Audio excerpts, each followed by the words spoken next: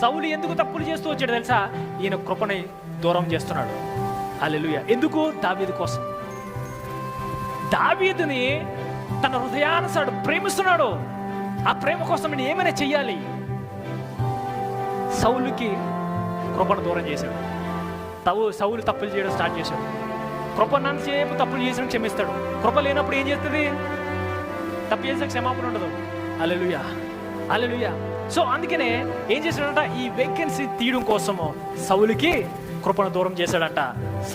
దావీదుని తీసుకొచ్చి అక్కడ నిలబెట్టాడంట. హల్లెలూయా, ఆమేన్, హల్లెలూయా. అంటే నిన్ను